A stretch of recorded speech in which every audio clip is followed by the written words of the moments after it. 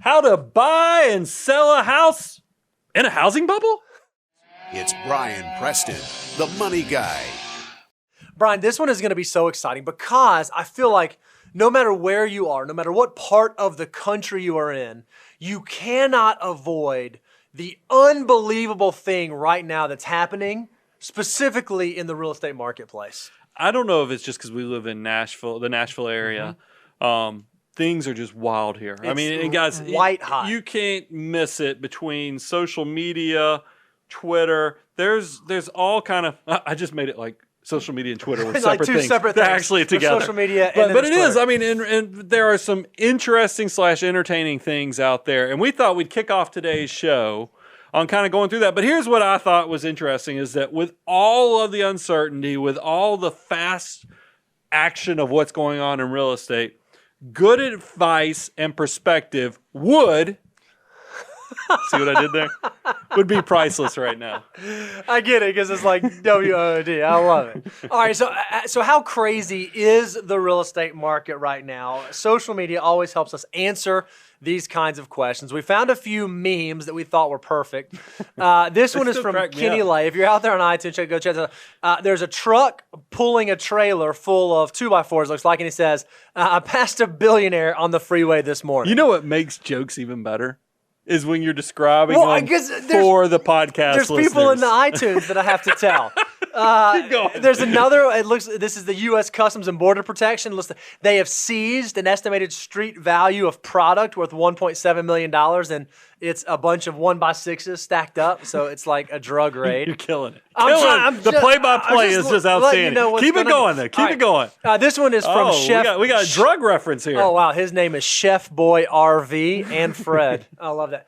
He says, wood prices have skyrocketed. I have grams for $20, 2 for $35, and $60 for an 8-ball, fresh shaved pine. I don't know what that means. I'm not, clearly I don't get that joke. And then from Josiah Anderson, he says, guess where I'm taking my wife for her next birthday? She wanted to go somewhere really expensive, so he took her to the local lumber yard. In the background, you see all the lumber. So certainly we have seen the price of lumber. Things have gotten a little out of control right now.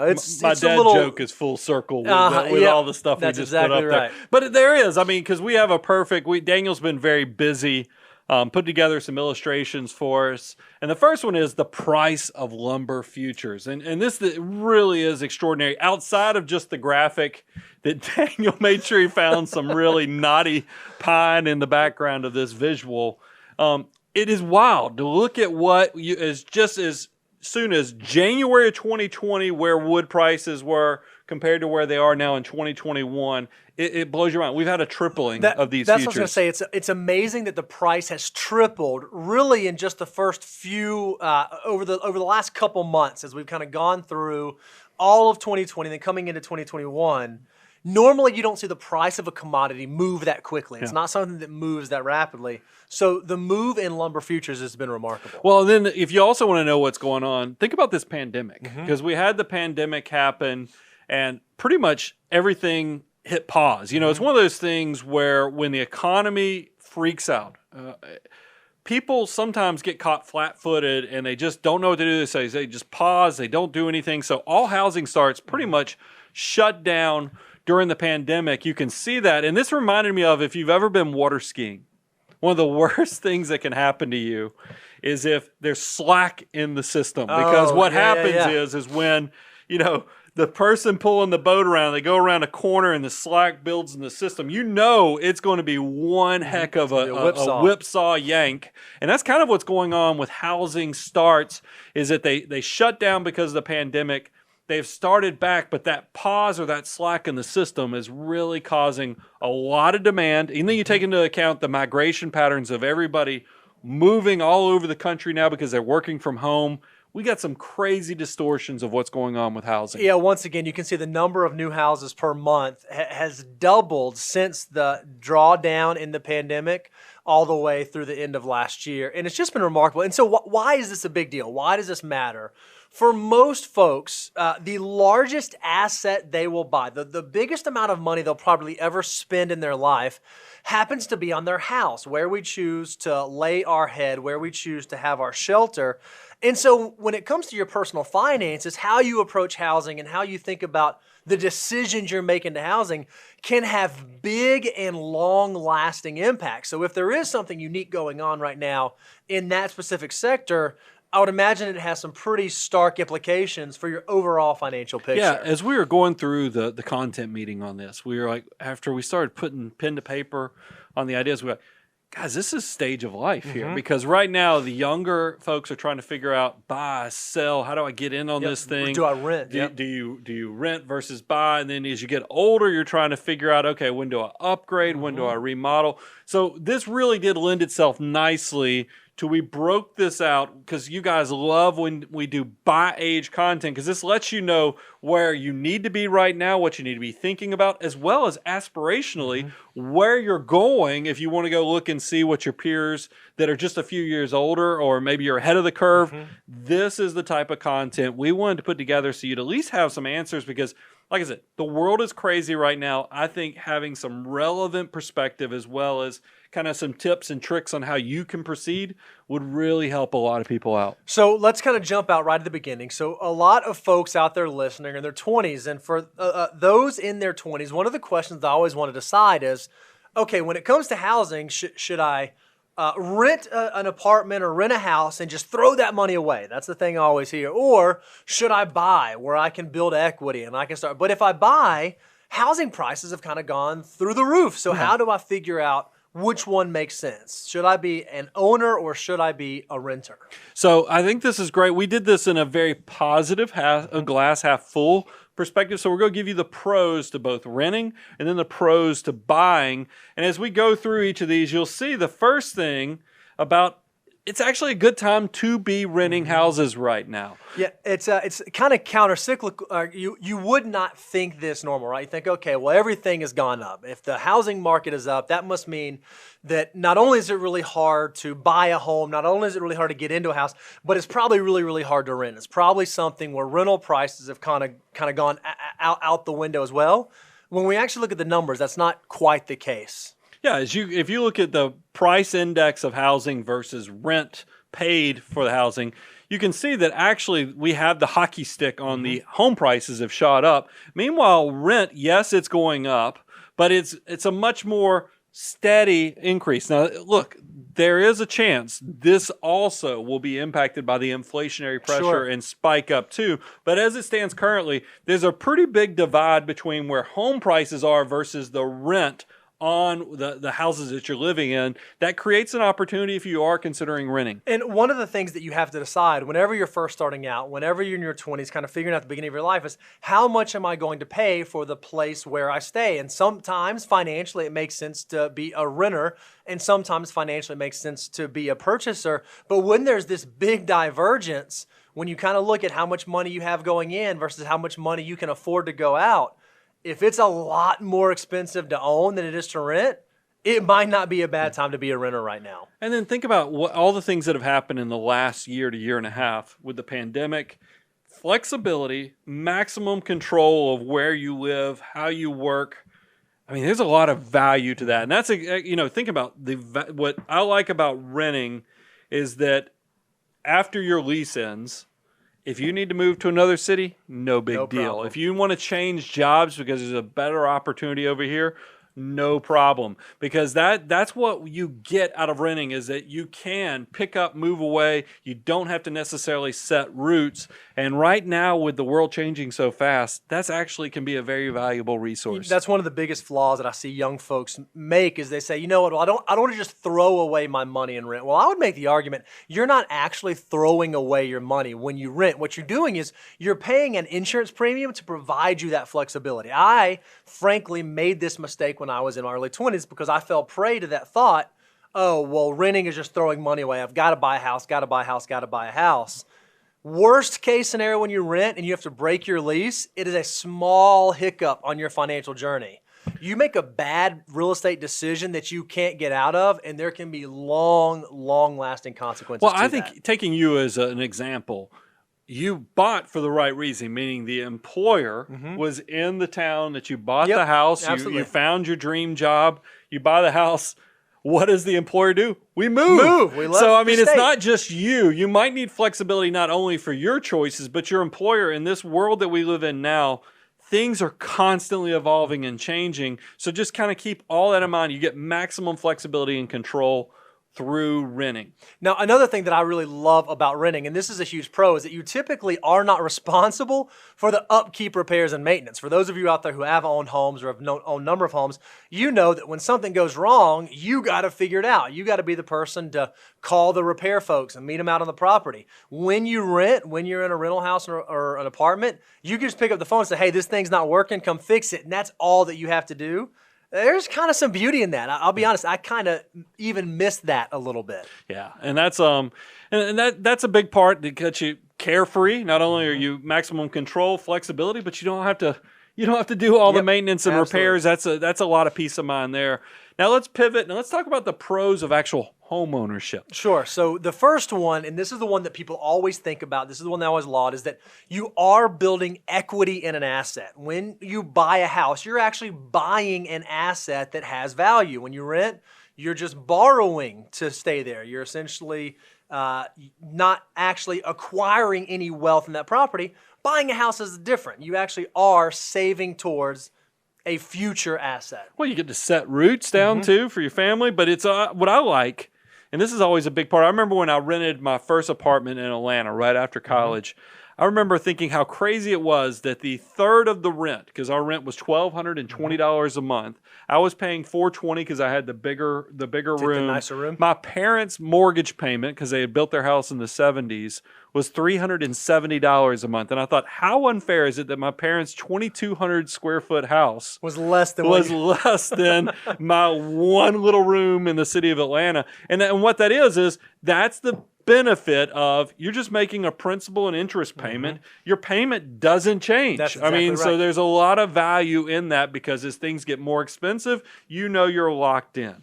When you're a renter, you're often at the whim of what's going on in the real estate market. If you're in an apartment or in a house and the end of your lease comes up, one of the things you usually have to do before the landlord is willing to renew your lease is you have to accept some sort of increase in price. So if we are in an inflationary environment where a lot of things will begin to get more expensive, rent is going to be one of those things that's going to continue to trickle up. Yeah, another pro of housing is you get to, and I mentioned this, you get to set roots for your family. Sure. Think of it. School systems are so important, especially if you have a growing family.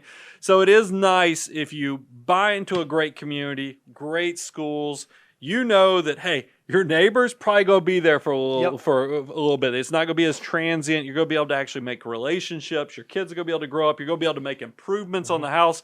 All these things build into the positive column of purchasing a home. And you get to be in a little bit of control over your landlord having control, right? So your landlord might decide they want to sell the property or they no longer want to rent it or they want to move back in. And as a renter, once your lease is up, you don't really have any recourse. Once you are a homeowner, you get to say, no, this is where I want to be. This is where I want to stay. Another benefit to purchasing right now, this is time specific. Interest rates are super low, Bo. I would say historically low in terms of absolute terms. In a minute, I will talk to you about how that is actually very powerful with your purchasing power as well. But for right now, I want to talk about, here's another part that when you're in a rapidly price increasing market, why homeownership is a good thing is that you actually get on team appreciating real estate.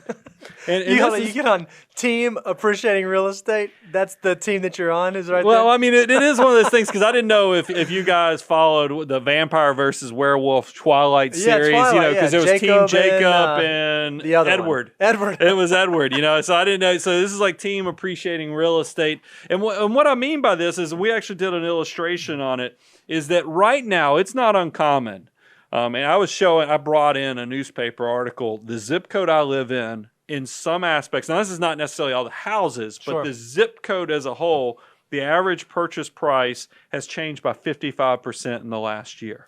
So, the average purchase price in that zip code is 55% higher this year than it was last year. Exactly. So now that doesn't mean houses have appreciated 55%, but it means on new construction, definitely a much higher cost. So it's not uncommon to see the houses in rapidly increasing areas is going up 15, 20, 25%. So we want to show you, what does that mean? Does anybody, can they tell us the numbers and how this impacts? Because this hits you in actually two ways. First of all, as the house appreciates rapidly and you're trying to get on this, remember, this is for 20-year-olds making that first home purchase. You might feel like this entire market is running from you, leaving you because behind. you think, you know what, I'm going to do the responsible thing. I heard a guy on financial media tell me I got to save up 20%. So I'm going to do the right thing. I'm going to save 20%. Well, the problem is you might save 20% and then you save up that whole year and you go buy and you find out, wait a minute, houses went up 20%. Not only do I have to put down more money, but I have to finance even more. We need to put some reality into this situation. Yeah, so we said, let's look at a home in 2020. If in 2020 you were going to buy a house that cost $300,000 and you wanted to put 20% down, we'll talk about more of that in a second, you'd have to save up $60,000 for that down payment. If we saw a price increase of 20%, where in 2021 that exact same home is now $360,000, not only is the cost of the home more, but now to come up with the 20% down payment, instead of only saving $60,000, you've got to save $72,000. That means you needed to save an extra $1,000 a month or $12,000 over the last year just to keep up to buy the exact same house that you could have bought last year. It is good to be on team appreciating real estate. It is frustrating to be chasing team appreciating real estate. Yeah, and that's a big problem because, like I said, Bo just shared it. You had to come up with $12,000 more on the down payment, and your mortgage balance increased by $48,000. Guys, that's troubling. Absolutely. And that's why, we always try to give maximum flexibility. We'll cover it in the 30s, but I'll go ahead and say it right now. We give maximum flexibility on first-time home purchases because of things just like this. Instead of 20% down, it might make sense when you get to the point of purchasing to put down that 3 to 5% that some of the unique financing opportunities present for first-time home buyers. And the other thing that you have to do is, whether you are making the decision to buy or to rent, one of the things you want to always make sure you subscribe to is you understand how much you can afford. And that's not how much the mortgage lender tells you can afford or how much the person at the front desk of the apartment tells you can afford. If you want to follow the money guy rule of thumb, we think that you should not spend more than 25% of your total monthly income on your housing allowance. So you want to make sure you keep that number below 25% to keep it inside the guardrails. So let's talk about 30s, because this is when you are likely buying your first home. We actually did the research. We're nerdy enough, and we said, what's the average age in the United States that people buy their first home? And we found out it's around 33 years of age. And I got to believe that it just stands to reason mathematically, if that's the average and prices are appreciating, homes are getting more expensive, I wouldn't be surprised if we didn't see that number even tick up a little bit further, because homes are getting more expensive. They're harder to get into. Well, and a lot of this, we told you, there's multiple things. The pandemic with people moving all over the country is one cause, but there's also super low interest rates. This is making a lot of things affordable, and we wanted to kind of put together an illustration to show you, why does this impact things so much? And look, here's the experience share I have. My first home purchase in 1998, the interest rate that I celebrated, I mean, tears in my eyes, so excited that I got, was 6 3/4. And so as we sit here listening to that today, that sounds asinine. That sounds incredible to think about a mortgage rate that high. And I bet there are folks that are much older than you are that would say, 6? I remember when my first mortgage was 13%. We ought to bottle up, and you say this to me all the time, bottle up where we are right now, because there's a chance we'll look back over the rest of our life and never see interest rates back where they are right now. So let's actually show them some numbers on how interest rates impact affordability, because it is a very, very big impact. So let's say that you're looking at buying a home, and let's say that we know that the monthly payment is going to be $1,500. You've done your 25% calculation, and you've determined that your housing allowance is $1,500 per month that you can spend. Well, if one house has an interest rate on the mortgage of 6%, and the other house has an interest rate of 2.5%, you would probably think to yourself, oh, well, that's great. The 2.5% sounds better. I'll pay less in interest. That's all there is to it. Well, when you actually factor in the size of the mortgage that those could substantiate, The 6% mortgage would only allow you to have a mortgage of about $251,000. Whereas the 2.5% rate means for the exact same payment, you could go out and buy a house with a mortgage of $380,000. Again, you did not spend any more on a monthly out-of-pocket stance, but in terms of the house you can buy, it makes a huge, huge difference. So for giggles, I went and ran my 6 3/4, and that number comes in to be $231,000. I think that's amazing. If you compare that to the 380, you essentially can buy a 50% bigger house with the exact same monthly payments. It's really wild because less money is going towards interest. More money is, it's allowing you to leverage. That's a good thing, but it's also a scary thing. That's why you better understand how much can you afford from both the monthly payment, but also from the net worth statement side of things, because it's not always about the payment. It's how much debt you're taking on as well. Yeah, that's something I think that's really interesting, because I've recognized a lot of my peers have said, man, with interest rates this low, I can just afford to go buy a much, much, much bigger house. Because interest is low, I can afford. And is that really the best decision? Do you want to buy a much bigger house than you need, a much more expensive house than you need? Because remember, in our example, the total debt was $130,000 larger, even though the payment was the same. Are you sure that you're in a situation where you want to incur an extra $130,000 of debt simply because you can? No doubt. And then I think that this is another contrarian thing about interest rates and debt, is that low interest rates actually create more access to buying housing, meaning access. Because think about it, somebody who can only afford $800 a month or $1,000 a month, there's more people that's going to let you buy more house. But and Daniel and I were talking about this when we were kind of nerding out on some stuff. He did this deep dive, and he's got this whole series that's going to be coming out. We'll be announcing this. I think we're even going to be collecting email addresses starting this Friday on FYI FTE, meaning Daniel's going to start writing blog posts. And one of the things that he did a whole blog post on was education. And education, we found out in 1978, some legislation passed that made education much more it was proposing to make it more affordable. It opened up access. Same thing happened. Prices of education shot. Same thing with this. Interest rates are so low. So you think, you know what? This is going to create more access, more people. But no, what it does is it creates a run. It drives demand. And you guys know, supply and demand, if you have a limited supply, tons of demand, what does it do? It shoots up the price. So a lot of people are paying a lot more for a house than they would have 2 or 3 years ago when interest rates were a little bit higher. So don't let the siren song of low interest rates cause you to make that decision. So, okay, when it does come time to buy a house and you are doing that, what are some of the things that you should consider? And we get this all the time. Hey, I'm thinking about buying a house.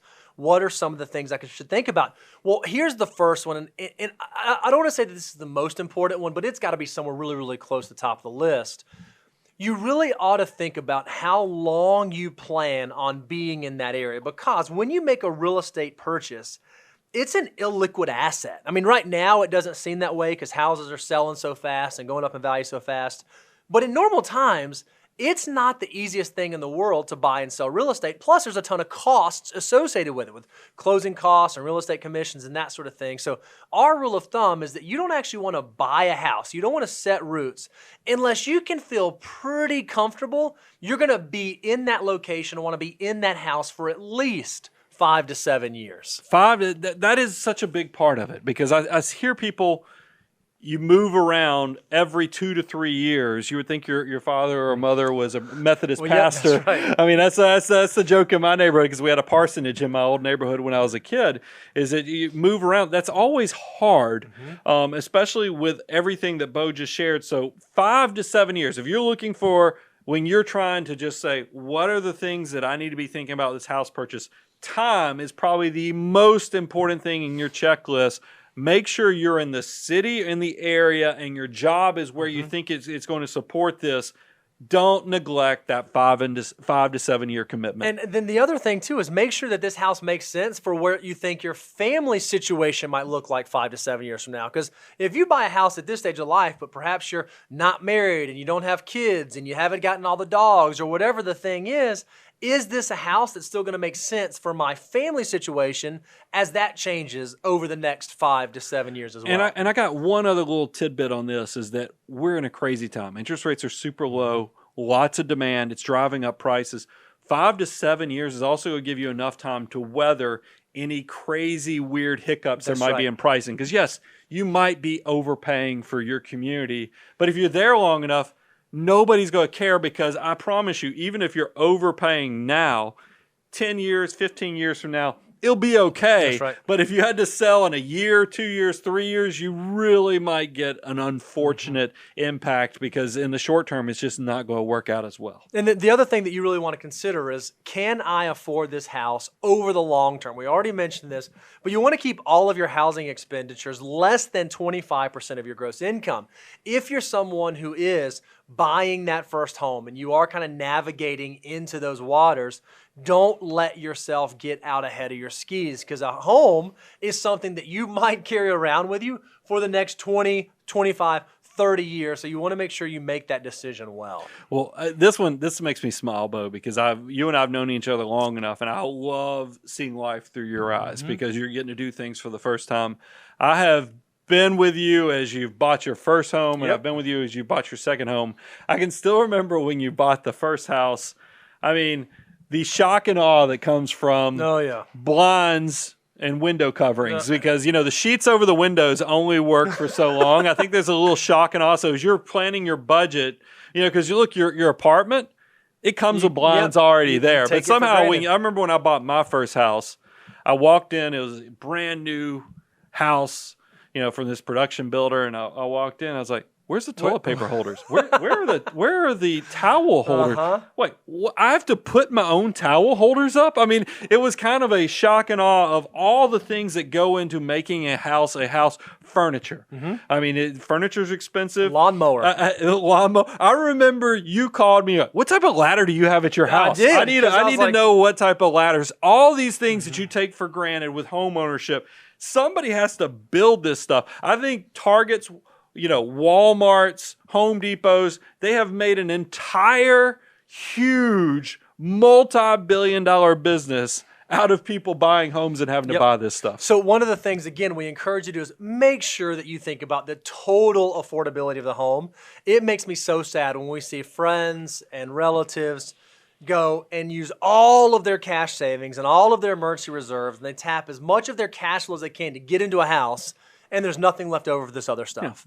They have rooms that just sit empty and grass that been there, done that. Maybe that's not the most prudent way to attack such a large financial That's decision. called house rich, life poor. That's We're right. trying to help you protect yourself from that. So let's talk about, how do you buy? I mean, how can you ensure that you aren't in that house rich, life poor situation? I think we give you the most latitude, the most flexibility of most financial people out there. And the fact that we don't try to shame you by telling you have to do 20%.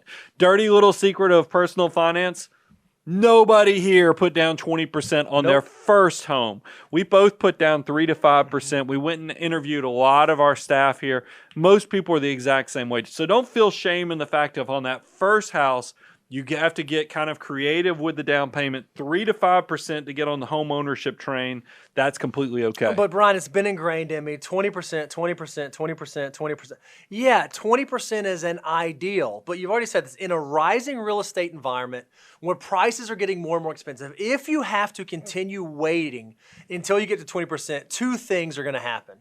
There's a chance you may never actually get to the house because prices keep going up, and you're just chasing that car that you can't quite get to. And the other thing is, your army of dollar bills is not getting put to work. If everything you're doing for the first 10 years of your career or the first 15 years is moving towards your down payment, there are a lot of soldiers that are not working for you. So give yourself a break, take a step back, focus on doing 3 to 5% down, still keep the monthly amount inside of 25%, and it's okay to have that kind of grace on your first home. I love that, because it is going to let you have some life. It's going to let you not only be able to spend time with the family, but from time to time, you're also going to be able to fund that Roth IRA and get the tax-free growth and all those things. Well, look, we didn't think this was good enough. We were talking about this in pre-show planning. We're like, okay, buying a home, what if you're in one of those unique markets like Nashville is, where, guys, houses, I'm telling you, I could lean right over here. I could lean 3 2x4s against this wall, tell somebody it's for sale, and we'd have 12 contracts on it just because that's the way the real Even estate before market. you listed it for sale, you'd have some pre-market. I mean, on it that is. one. There is so much. It's comical, but it's also scary Sure. as all get out. So we were like, let's go above and beyond, and let's give some notable tips and tricks on if you are trying to make yourself stand out. How can you peacock on buying that first house? Yeah, it's like most things in life. If you want to stand out, you have to figure out a way to stand out. Well, the first one is pretty obvious, but pretty difficult to do. It's offer cash. A lot of times, if you're someone... I just told you, young people don't have cash, so Yeah, that's a harder thing to do. If you happen to be in that situation and you can pay cash for a home, that's something to make you stand out, because a lot of sellers would prefer to sell to an all-cash buyer, or if you've been shopping around for houses, you may have lost some homes to an all-cash buyer. That is a way to set yourself apart. But frankly, that's pretty hard, and that's really, really hard for young people. So what are some other ways you can make yourself stand out? You can be flexible on your terms. Like, you can be willing to close quickly on the home. Yeah, you can also, I mean, think about it. A lot of times sellers are just as stressed out as you because maybe they're building somewhere else or they're moving to another city, and there's a lot of things they kind of have it figured out, but they might need additional flexibility on moving or dates.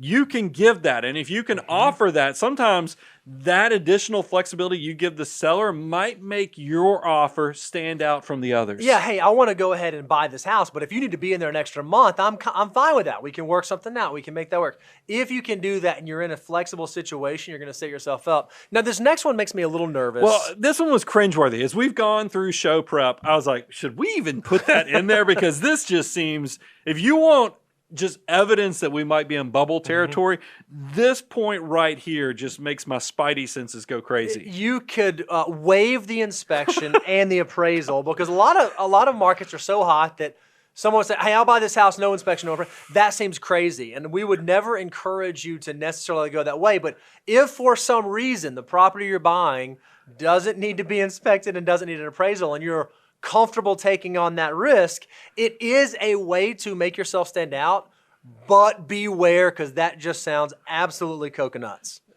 That does sound coconuts. That's why I'd prefer for you to make yourself stand out with something a little more personalized. And that's the last step we put in here. Look, we see this all the time in our neighborhoods. You've told me you've gotten like 5 in the last probably 2 or 3 weeks. You can always write a letter. And then here's what this letter can do for you.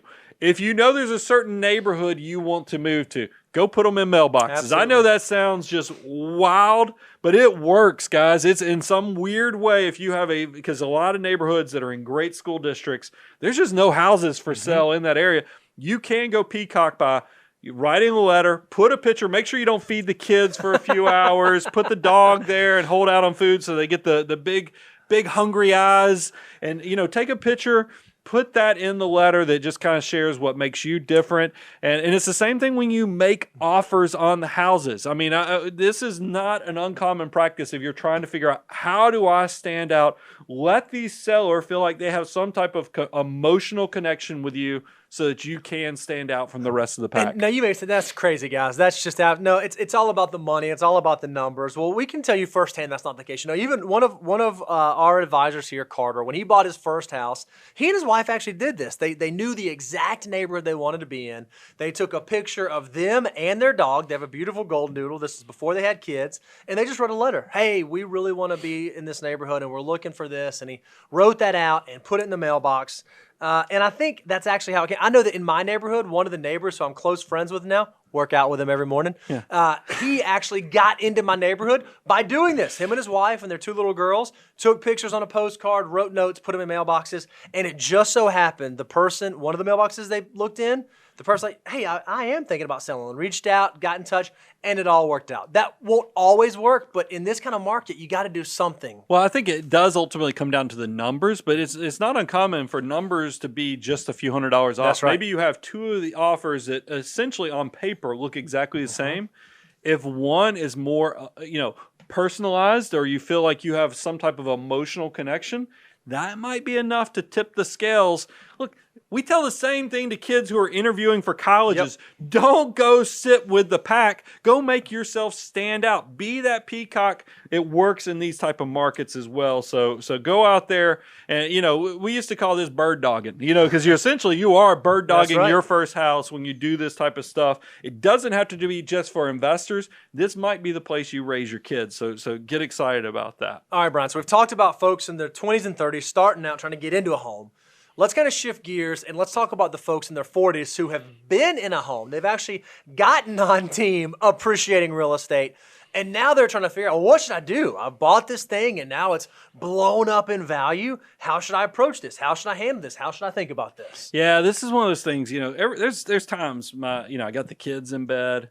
My wife says, I'm tired tonight. I'm going on to bed. And it just leaves me with my iPad. And then I turn on Zillow.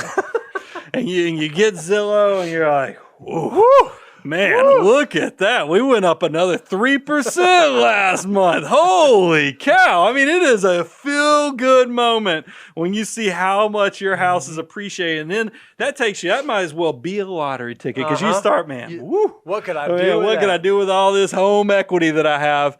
But then here's the reality of the situation. This is what takes all the sexiness of the situation out.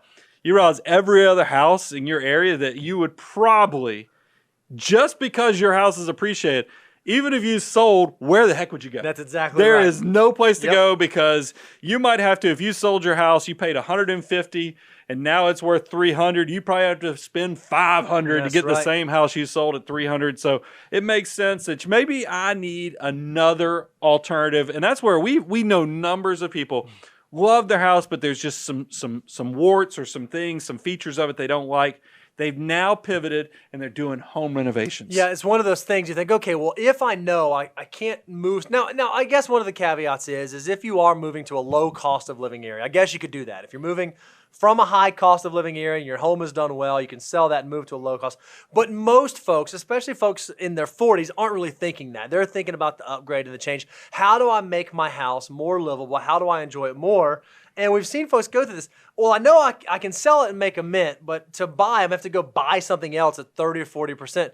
So I want to think about just making my current plot of land. How do I make it a little bit better? Now, before we get into home renovations, you just said something. So do you think there's probably a small select group of people that have the opportunity that they're selling like in a market in, I don't know, I'm just going to say Nashville because we know Nashville. Yeah.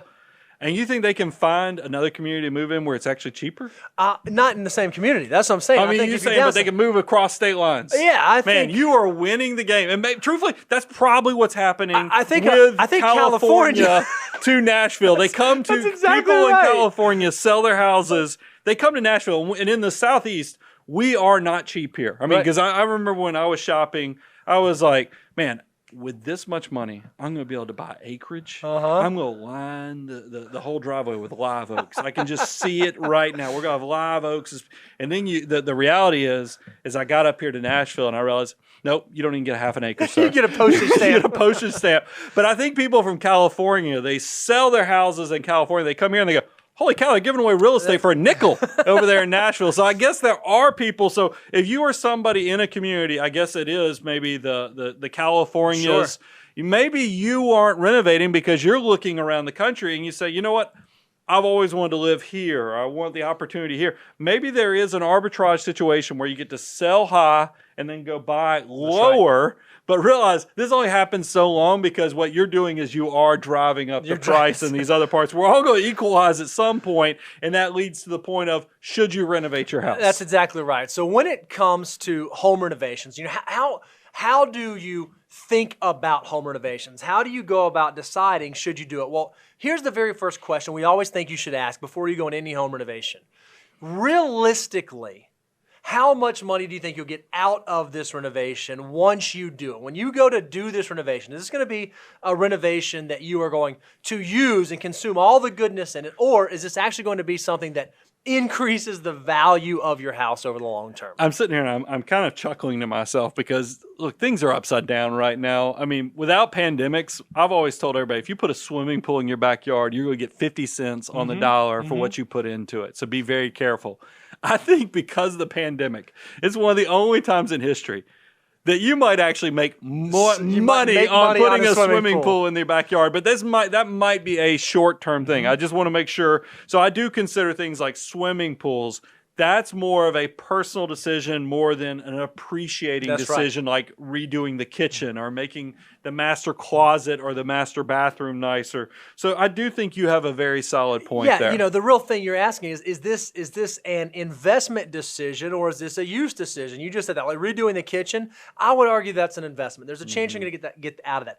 If your idea of renovation is selling and getting rid of all your furniture and refurnishing your house, that's a use decision. Yeah, When you're going to sell great the house point. later, you're not going to get that money back out of it. So when you think about should I do this or should I not do this, where's the best bang for the buck? Where I'm actually going to get some return on the capital that I'm deploying. So we had Daniel do some research, and what did we find out? Yeah, so we looked to see, okay, what are the top bang for your buck renovations? This is from the Family Handyman, and he listed out some. Number one, add a fresh coat of paint.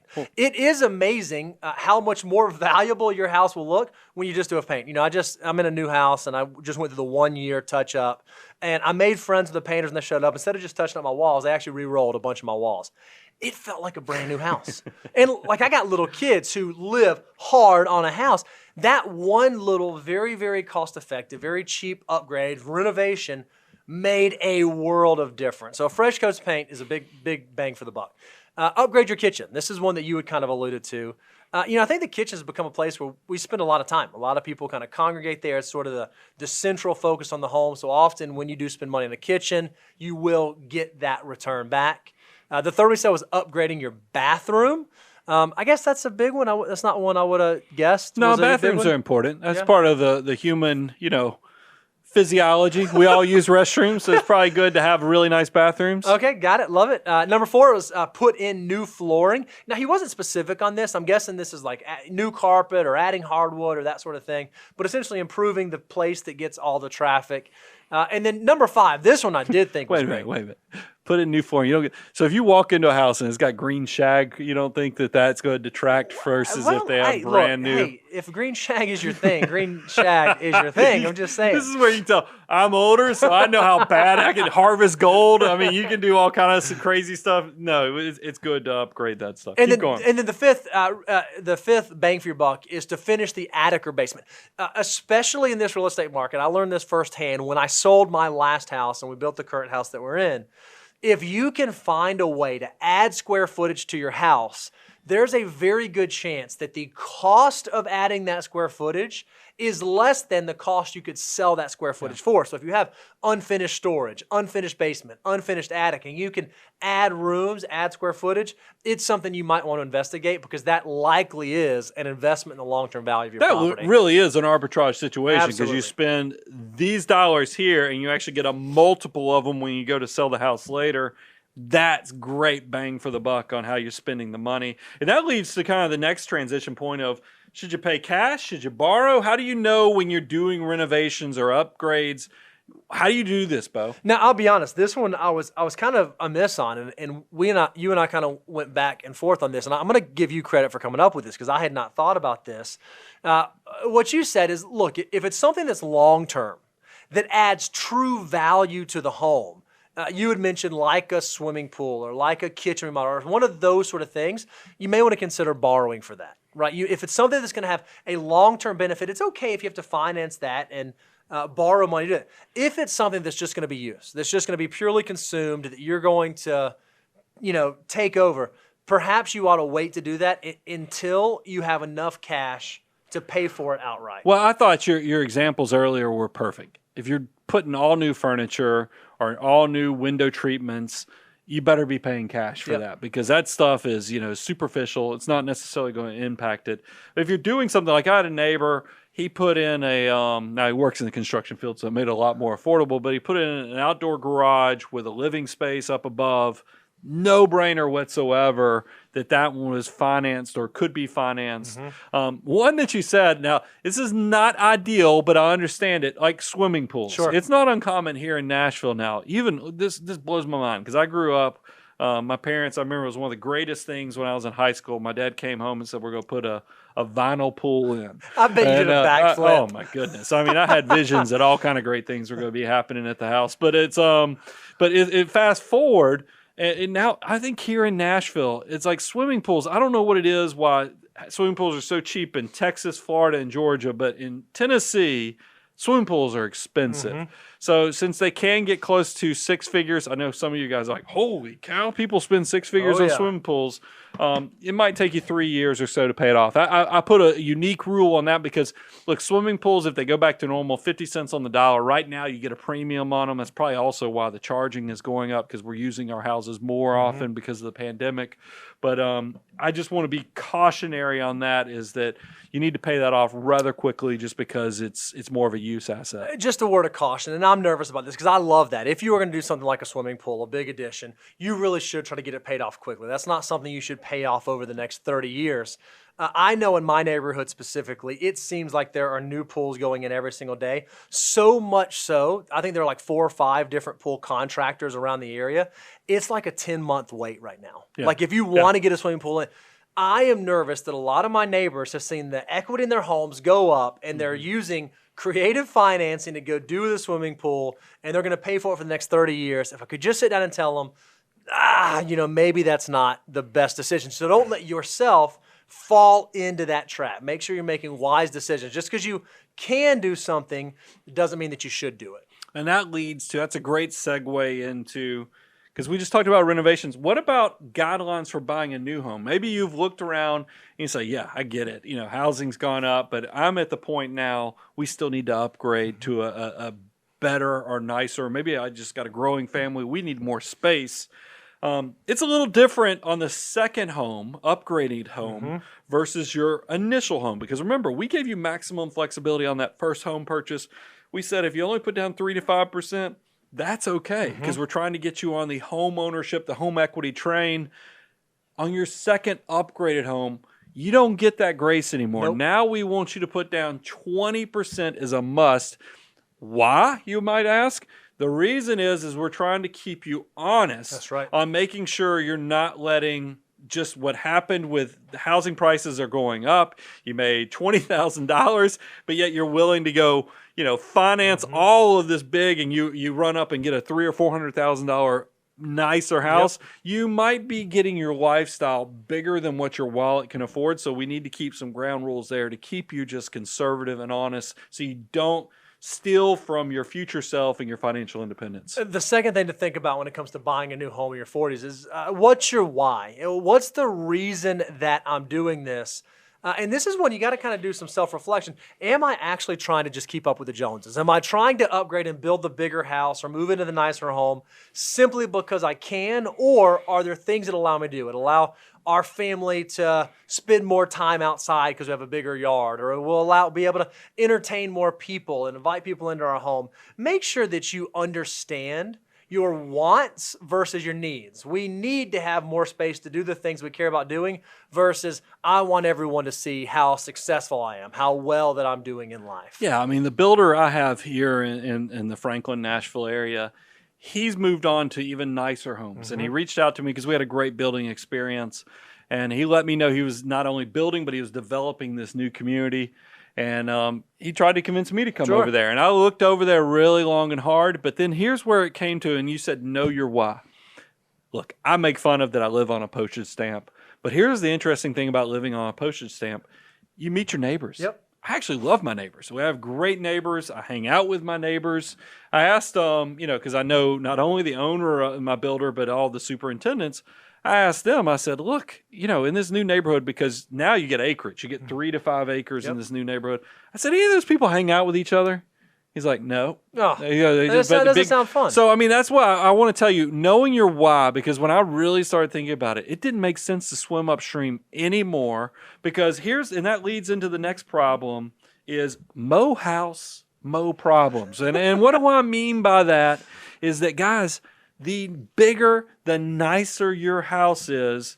Let me go ahead and just lay out the basics. Higher utilities. More square footage, it costs more to heat it and cool it. Higher insurance, higher property taxes. But here's the parts that I don't think a lot of people think about. you got more rooms to fill. You've got to also, let me go ahead and tell you, the nicer your home is, service providers, I tell you, I think if they go through a gated entrance, The price goes up immediately. and they see, you live on acreage, they're like, ooh, Cha-ching. ooh, man, I bet these folks can pay something. Yep. So Absolutely. all of a sudden, the same repair just went up 25%. Yep. So I'm just telling you, mo money, mo problems. And that also leads to a funny little word that we've done shows on in the past. What is that, Bo? It's the Diderot effect. It's this idea that, okay, well, once I buy the new house, well, then I got to get the new swing set for the backyard. And then I got to get the furniture. And then I got to get the, and then I got to get the, and then I got to get the.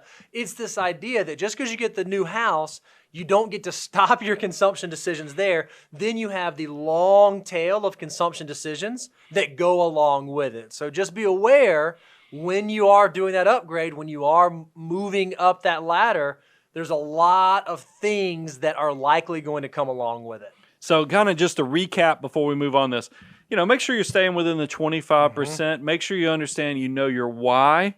And then, just really, this is that measure twice, cut once type decision, because when you are upgrading, it can get expensive really quick. All right, Brian. So now let's talk about sort of the next generation. This is the 50 years old and beyond, right? And we're going to call these the empty nesters, the folks that are likely moving into a different stage of life. Should they look at housing differently than their younger counterparts? I'm already going to just annoy people. Is that because I'm going to start off with a bang and tell you at this point, as you're approaching retirement, and I want you to be debt free. I mean, and I think that that is so hard for me to hear because the interest rates are so low. Why would I do this? Because, guys, it's not all about the mathematical calculation. There's also risk elements. There's other things. You need to own your life as you approach financial independence. The last thing that you need to have at financial independence is encumbrances. And that's when you have debt, you are not independent. You are encumbered to the debt that sits over your life. So I do want you at this point, if you're 50s and beyond, meaning 50s and 60s and 70s, I want you to own your life completely. Now, what I think is when I see people in their 50s and 60s and 70s, I generally see when it comes to housing decisions, they go one of two ways, I think, right? Either this is the stage where they flex. They go ahead and do the dream home that they've always wanted to do, where they could do all the things I always want to do, or they downsize. And they decide, I don't need the big house, I don't need all the square footage, don't need the acreage. And I don't think that either one of those are inherently right or wrong. But before you do either one, you kind of have to answer some questions to know that you're navigating the right way. Yeah, you definitely should go through a planning exercise and answer these basic questions. Know your why. I mean, because why are we buying a bigger house if we don't like having people here? Know your where, because, you might be changing. Look, you got the kids out of the house. Whenever I go out and I've played golf in Arizona and other places, I always see these retirement communities and I'm like, wow, this is great out here. The climate's awesome. The housing's somewhat affordable. I can see why people are kind of moving over here and this is going to be their retirement, is playing golf and having this house right here on the golf course. So your where might be changing. And then know your what. I mean, what's even going on? What do you need this house to do for you? And what's going to be going on for you? Are you going to be traveling? Are there any hobbies that this will impact? Do you need land because you're pulling the RV into the garage, the shed that you have? So all that stuff is going to come into play that maybe downsizing makes sense because the house to raise the kids is no longer what is the center part of the reason you even had that house. And think about there things that could change in your life that might affect your housing decision. One thing you might not want to do is in your 50s, do the flex and build the beautiful house that you've always built and you have all these visions. And then all of a sudden the kids have now gotten into adulthood and they're starting to have babies. And they moved to another part of the country. Yeah. And now this vision that you had, you think, I don't want to be here. I want to go be with my grandbabies. I want to go somewhere else. Make sure you understand that whether you are flexing or downsizing, you know where you actually want to be spending your time, and the housing decision you make coordinates with that decision. So that leads to, because we've seen people who've flexed in a good way, meaning that they have kids and grandkids around, and yes, they built a big house, but they also are the landing pad for all of the baby birds to come back for all the holidays. whether they're hosting Bible studies or hosting, events Community there. They're events, doing all yep. kind of community functions there. That the why on that makes sense. So I'm just saying, do the exercise. It doesn't mean one's right versus the other. It just means that you actually took the steps to know, does this fit the lifestyle I'm building as I'm approaching or at financial independence? So now there is a second. So some folks decide, okay, do I want to downsize? Do I want to flex? And then some folks say, hey, you know what? I like my current house. I don't want it to go anywhere. I'm going to stay with this house. Now it's that time I want to go buy the second home, or I want to get the condo down on the beach, or I want the place up in the mountains. That's another thing that I see people navigate at this stage. And I would imagine there's some things we probably ought to think through even before we make that decision, even at this stage in life. So yeah, let's close this out by talking about second homes, vacation properties. This actually could play in multiple ways. Mm-hmm. You could now be wanting to build rental property Sure. portfolios, or it could be that you want to have a secondary vacation home. Either way, we want to give you some guidelines on this. First of all, especially if it's going to be a use asset, I want you to minimize debt as much as possible. Even if it's rental property, I want you to figure out a way that you can do this as least leveraged as possible, because the last thing I want you to do is have financial independence, but yet you're out there building this levered portfolio that could derail you after you've already won the game. Yeah, I want to make sure that I reiterate what you just said. This would not be advice that you would give. Hey, you build your whole entire life building up this financial abundance, and then you get to retirement in your 60s, and you finally paid off your house, and you're finally debt-free, and now you go get a big stinking mortgage on the beach, and you start it all over again. If you're looking at making sound financial decisions to have a stress-free financial independence period, you probably don't want to go rack up a whole bunch more debt. This one kind of points back to what we've created, is that I think you don't need to consider a second home or even rental property unless you've reached steps 8 or 9 of the financial order of operations. That's great. Remember, you want to make it through all the basic steps 1 through 7. That means that we're going to have emergency reserves. We're going to be saving everything we need to for retirement. We're saving 25% of our gross income. All of those goals and objectives have been accomplished. This is kind of the cherry on top of the sundae, that you've done the basics first. Don't start off, because I imagine there's going to be some 30-somethings that are going to be watching this segment just to see aspirationally what they should be doing.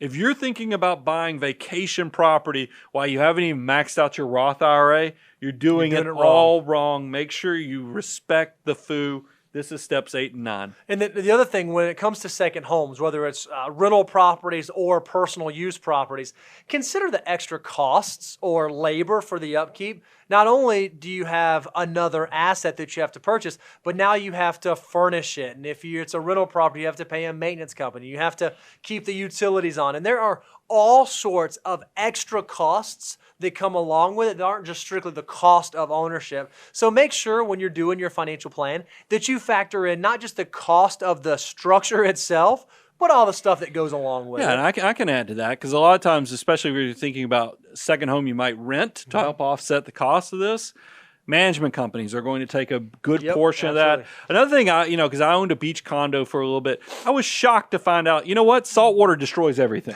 I'm just going to straight up tell you, it takes out all your light fixtures, it takes out all of your outdoor furniture, and if your heat and air system, probably going to replace it a lot more frequently, because that salt air is just eating it alive. That was kind of a big shock and awe for me. So just make sure you not only factor in the purchase price, as Bo talked about, but what are the ongoing costs, those management fees, the HOA dues, as well as what just maybe there's unique things like the detrimental impacts of salt air that has on just being in this beautiful paradise that you're building for yourself. And then the last thing as it relates to second homes, anytime a client or a potential client is talking to us about buying a vacation home, buying a second property, we always come back to know your why. What is your why? Because we want to remind them that from a financial standpoint, really, really nice vacations are often a lot less expensive than second homes. And not only that, if you're going on really nice vacations, you can go to different places. If you buy that second home, that vacation house, that beach house, that mountain house, odds are every time you leave to go somewhere, rather than going to see all the other parts of the country or all the other parts of the world, you're going to feel like you have to go to that place. So know your why before you buy it to make sure it is something you actually want to own and not just something you want to experience and rent a house for a week or a month or a couple months and then be able to go back to not having to be the homeowner. Yeah, this is definitely, make sure you understand all the different aspects of it. I usually come pretty hard at second homes because I had not a great experience, but I had enough clients who have had good experience with it that I think it's okay as long as you've done all the homework. That's right. It is definitely one of those things. Don't get yourself over leveraged right after you've won the game. Make sure you understand what you're getting into, and just definitely plan. Don't neglect any part of this, because just your money and everything you've built your entire life is too important to let some emotional decision that you got really excited about in your mind, the brochure moment of how awesome this is going to be, led you down a path that's not as great as it seemed on paper. If you've not had a chance to check it out yet, go to our website. You can go to moneyguide.com/resources.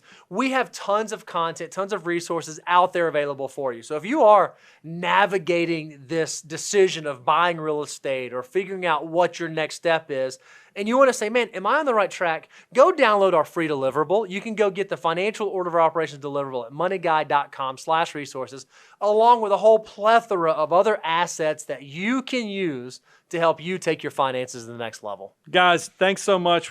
Channel's been growing rapidly. We're picking up listeners both on podcasting, YouTube. We're picking up clients all around the country because of the abundance cycle where we love on you. You come, learn, apply, grow, reach a level of success. You're going to remember who planted the seeds. We could not thank you just enough with how much you have blessed us with. So thank you. I'm your host, Brian Preston, Mr. Bo Hansen. Money Guy team, out.